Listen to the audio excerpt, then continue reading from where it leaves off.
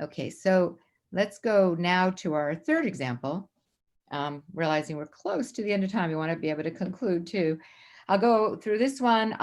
Tonic, which is a network of investors, and this network of investors are deep impact investors. So different, networks have different, areas that they converge around. This is a group of high net worth individuals, family foundations that care deeply about having impact. And so while they may be part of larger networks, they also they're very much wanting to know what is on the front edge of this. And Tonic chose to measure as a very important part of what they do, create measurement frameworks that all of their members could work through. And they started with the SDGs because the SDGs is a common language that everybody can relate to. And in doing so, people in their network identified which SDG are they most prioritizing? What do they care most about? And then they looked at how they were investing their money.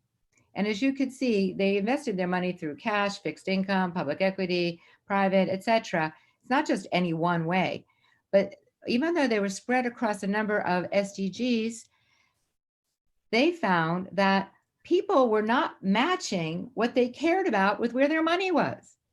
Now, having that feedback of just using those 17 categories allowed them to see the disparity. And there's a lot of reasons for that. One is you can make more money in some areas than other areas, or there's other reasons for it as well. But the SDG allowed them to say, are we aligning our investments with what we care most deeply about?